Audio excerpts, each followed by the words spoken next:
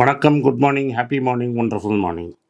நான் பெர்சுவேஷனை பற்றி பேசிகிட்டு இருக்கிறேன். பர்சுவேட்னா ஒருத்தரை கன்வின்ஸ் பண்ணுறது. தட் இஸ் சேல்ஸ்லேயும் மார்க்கெட்டிங்லேயும் அப்ஜெக்டிவே பர்சுவேஷன் தான். நான் ஒருத்தரை பர்சுவேட் பண்ணால் தான் அவர் என்னை நம்புவார். இப்போ என் வீடியோவை நீங்கள் பார்க்குறீங்கன்னா என் பேச்சு மூலமாக உங்களை பர்சுவேட் பண்ணால் தான் பார்க்க முடியும். பணத்தை பற்றி பேசினா நிறைய பேர் பார்ப்பீங்க, மணி பேச்சு சூப்பராக போகுது. வாழ்க்கை தத்துவத்தை பேசினா அவ்வளோ பேருக்கு இன்ட்ரெஸ்ட் கிடையாது, இது கம்மியாக போகும். ஸோ ரெண்டுமே வித்தியாசம் தெரியும் உங்களுக்கு.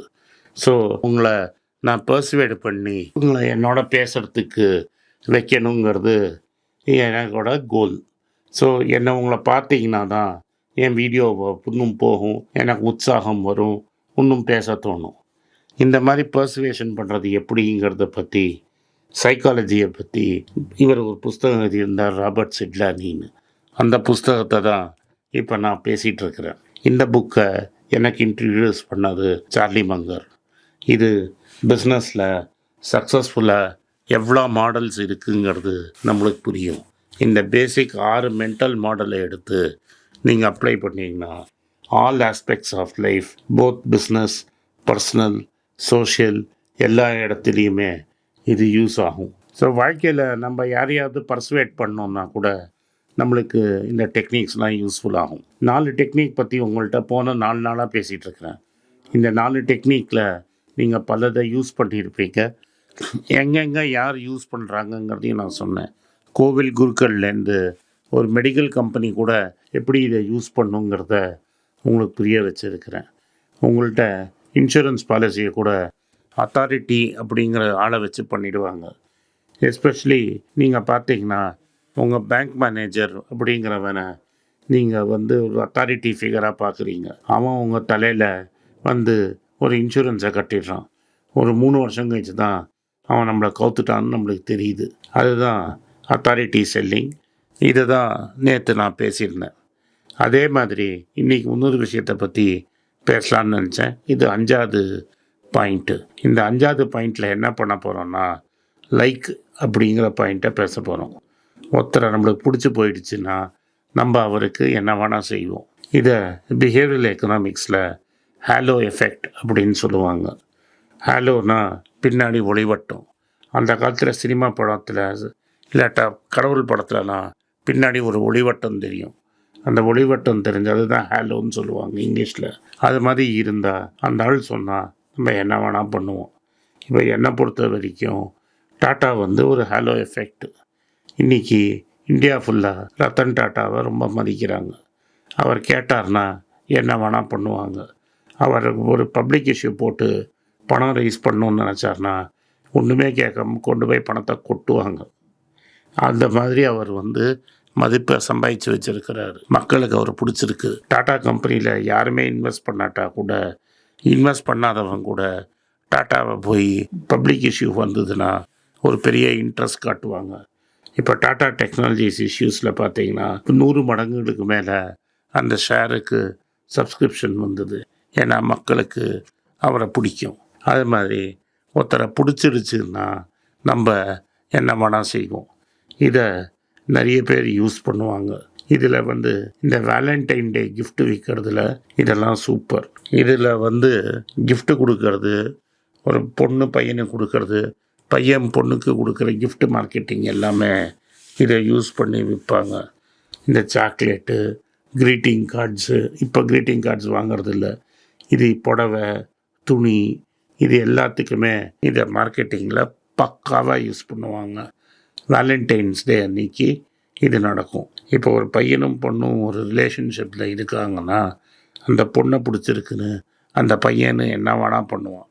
அத்தி மீறிக்கு செலவு பண்ணுவான். அந்த கரெக்டாக நீங்கள் எக்ஸ்ப்ளாய்ட் பண்ணிட்டீங்கன்னா பயங்கரமாக சேல்ஸ் நடக்கும். அவன்கிட்ட இல்லாத காசை கூட கடனை வாங்கி அந்த பொண்ணுக்கு அவன் பண்ணுவான். அதே மாதிரி தான் ரிவர்ஸு. ஒரு பொண்ணுக்கு ஒரு பையனை பிடிச்சி போச்சுன்னா என்ன வேணால் பண்ணுவாங்க. எவ்வளோ சம்பாதிக்கிறாங்களோ அதுக்கு மேலே அந்த பையனுக்கு கொடுப்பாங்க. நீங்கள் பார்த்தீங்கன்னா துணி விற்கிறது, சென்ட்டு விற்கிறது, அந்த காலத்தில் சிடி விற்கிறது, இது எல்லாமே இதில் நடக்கும். ரெஸ்டாரண்ட்டில் பிஸ்னஸ் பண்ணுறது, எந்த ரெஸ்டாரண்ட்டுக்கு போகுது, அவங்களுக்கு செலவுக்கு மேலே இருக்கிற ஒரு ரெஸ்டாரண்ட்டுக்கு போகிறது, இது எல்லாமே அந்த காதல் கண்ணோட்டத்தில் நம்ம பண்ணுறது. இப்போ கல்யாணமும் ஆயிடுச்சுன்னா கையில் காசு இல்லைன்னா கூட கடன் வாங்கிட்டு ஃபாரின் போகிற டூரெல்லாம் நம்ம பார்க்குறோம். அது சக்ஸஸ்ஃபுல்லாக இருக்கிறதுனால தான் பேங்க்கு சொல்கிறான், இப்போ போய் நீங்கள் டூர் என்ஜாய் பண்ணிட்டு வாங்க, இந்த டூருக்கு நான் காசு கொடுக்குறேன், அதுக்கப்புறமா நீங்கள் வட்டியோட சேர்த்து கட்டுங்கன்னு. நம்ம கடன் வாங்கிட்டு காசை விட்றோண்டான்னு கூட நம்ம யோசிக்கிறது இல்லை. அந்த பொண்ணு பிடிச்சிருக்கு, அந்த பொண்ணுக்கு பையனை பிடிச்சிருக்கு, நாங்கள் என்ஜாய் பண்ணோம். கையில் காசு இருக்கா இல்லையாங்கிறது முக்கியமே கிடையாது. நான் கொண்டு போய் அந்த பணத்தை அதில் கொட்டுவேன். ஏன்னா எனக்கு ஒருத்தர் பிடிச்சிருக்குது. ஸோ உங்கள் how to demonstrate love and liking for a பர்சனுங்கிறது உங்களை பல விஷயத்தில் பண்ணுது.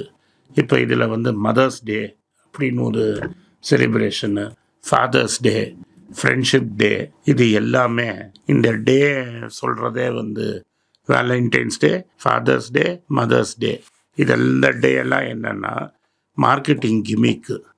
இந்த கிமிக்கை யூஸ் பண்ணி உங்கள் தலையில் நீங்கள் செலவு வச்சுருக்கிற பட்ஜெட்டுக்கு மேலே எப்படி உங்கள் தலையை தடவுறதுன்னு. இது நெகட்டிவாக நான் சொன்னது. பாசிட்டிவ் சைடில் உங்கள் பசங்களை நீங்கள் படிக்க வைக்கணுங்கிறதுக்காக எவ்வளவோ சாக்ரிஃபைஸ் பண்ணுவீங்க. இந்த பையன் நாளைக்கு உங்களுக்கு ஏதாவது செய்ய போகிறாங்கிறதுனால நீங்கள் செய்யலை. என் பையன் எனக்கு தான் கிடைக்கல, அந்த பையனுக்காவது கிடைக்கட்டும், எனக்கு கிடைக்காத வாழ்க்கை அந்த பையனுக்கு கிடைக்கட்டும் அப்படிங்கிறதுக்காக நம்மளால் இருக்கிற கையில் இருக்கிற நகையெல்லாம் விற்றாது அந்த பையனை கரெக்டான ஸ்கூலு காலேஜில் படித்து அவனை வேலைக்கு கொண்டு போய் சேர்ப்பீங்க. அந்த பையனாலேயும் அவங்களை எட்டி உதைப்பாங்க கல்யாணம் அனுப்புகிறோம். அப்போ வலி புலம்பெல்லாம் தனி. பட் அந்த பையன் மேலே இருக்கிற பாசத்தில் நீங்கள் அவனுக்கு தேவைக்கு மேலே, அவன் உங்கள் தகுதிக்கு மேலே நீங்கள் செய்வீங்க. இது ஏன்னா யூ லைக் சம்படி. ஸோ இந்த இன்ஃப்ளூயன்ஸுங்கிறது உங்களுக்கு ஒருத்தரை பிடிச்சி போயிடுச்சுன்னா அந்த ஆளுக்கு உங்கள் மேலே ஒரு அளவுக்கு மேலே இன்ஃப்ளூயன்ஸ் இருக்கும். அந்த இன்ஃப்ளூயன்ஸை எப்படி யூஸ் பண்ணுறதுங்கிறது ஒரு தனி ஸ்கில்லு.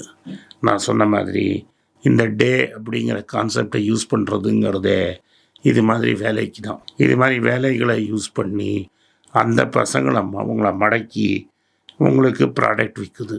அதே மாதிரி இப்போ உங்களை குரங்காட்டுற மாதிரி ஆட்டி எங்கள் அம்மா என்ன சொன்னாலும் நான் கேட்பேன். எங்கள் அம்மா சோறுக்கு என்ன குரங்காட்ட ஆட்டுற மாதிரி, குரங்குக்கு கொம்பு வச்சு ஆட்டுற மாதிரி ஆட்ட முடியும் எங்கள் அம்மாவால். எங்கள் அம்மா ஒரு விஷயம் சொல்லி அது எனக்கு பிடிக்கலைன்னா கூட அந்த வேலையை நான் செய்வேன். அது எல்லாருக்கும் தெரியும். இது ரொம்ப கஷ்டம். எங்கள் அம்மா இறந்தபோது அதுக்கப்புறம் நான் எப்படி சர்வைவ் ஆவேன்னு என் சொந்தக்காரங்கள்லாம் நினச்சாங்க. அவ்வளோ தூரம் எங்கள் அம்மாவுக்கு என் மேலே இன்ஃப்ளூயன்ஸ் இருந்தது. உண்மைதான். அந்த இன்ஃப்ளூயன்ஸ் எதனாலனா எங்கள் அம்மாவை கண்டால் எனக்கு ரொம்ப பிடிக்கும், பயம் கிடையாது. எங்கள் அப்பாவை பார்த்து எனக்கு பயம் இருந்தது. ஆனால் எங்கள் அம்மாவை ஜெனியூனாக எனக்கு பிடிக்கும். அதனால் எங்கள் அம்மா ஒன்று சொன்னாங்கன்னா அதை நான் செய்வேன். இதை தான் அவர் சொல்கிறாரு லைக் அப்படின்னு. ஜெனியூனாக தான் ஒருத்தர் உங்களுக்கு பிடிச்சி போயிடுச்சுன்னா அவர் என்ன சொன்னாலும் செய்வீங்க. ஸோ ஒருத்தரை பர்சுவேட் பண்ணோன்னா உங்களை அவருக்கு பிடிச்சி போயிடுச்சுன்னா நீங்கள் என்ன கேட்டாலும் நடக்கும். அதையும் ஒரு திறமை தான். அதையும் டீட்டெயில்டாக அவர் எழுதியிருப்பார். நிச்சயமாக படிங்க. நன்றி, வணக்கம். இந்த வீடியோ உங்களுக்கு பிடிச்சிருந்தா இந்த வீடியோவை லைக் பண்ணுங்கள், எங்கள் சேனலை சப்ஸ்கிரைப் பண்ணுங்கள், பெல் நோட்டிஃபிகேஷன் தட்டுங்க, கீழே உங்கள் கமெண்ட்ஸ் எழுதுங்க. இதெல்லாம் நீங்கள் பண்ணிட்டீங்கன்னா இந்த வீடியோவை உங்கள் சொந்தக்காரங்களுக்கும் ஃப்ரெண்ட்ஸுக்கும் அனுப்புங்க, அவங்கள பார்க்க வைங்க. நன்றி, வணக்கம். வணக்கங்க. அடுத்த ஈவெண்ட் எங்கே போடலான்னு நம்ம டிசைட் பண்ணி டீம் கேட்டுட்டு இருந்தாங்க. ட்ரிவாண்டரமுக்கு அப்புறம் எங்கே போடலாங்க. ஜனவரி மந்தில் எங்கேயும் போட வேண்டாம்னு டிசைட் பண்ணிட்டோம்.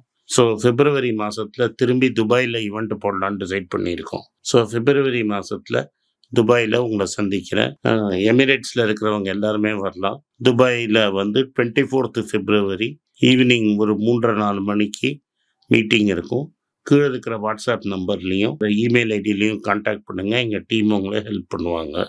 ஸோ உங்களை 24 February துபாயில் நான் சந்திக்கிறேன். உங்கள் பேராதரவுக்கு மிக்க நன்றி. நான் டோட்டலாக 5 புஸ்தகங்கள் எழுதியிருக்கிறேன். 3 ஆங்கிலத்தில் எழுதியிருக்கிறேன். அதில் 2 தமிழாக மொழிபெயர்த்துருக்காங்க. ஸோ டோட்டலாக 5 புஸ்தகம் ஆச்சு. இந்த 5 புஸ்தகத்துக்கு ஹார்ட் காப்பி வேணும்னா நீங்கள் கீழே இருக்கிற வாட்ஸ்அப் நம்பருக்கு மெசேஜ் அனுப்பிச்சிங்கன்னா எங்கள் டீம் உங்களை கான்டாக்ட் பண்ணுவாங்க. இந்த 5 புஸ்தகங்களில் 3 புஸ்தகம் கிண்டலில் இருக்குது. அமேசானில் கிண்டலில் வாங்கணும்னு ஃபீல் பண்ணுறவங்க நேராக கிண்டலில் வாங்கிக்கலாம். தமிழ்லேயே யாராவது ஃபைனான்ஸ் நியூஸ் படிக்கணும்னு ஃபீல் பண்ணிங்கன்னா தயவுசெஞ்சு மணிபேஜ்.com விசிட் பண்ணுங்கள்.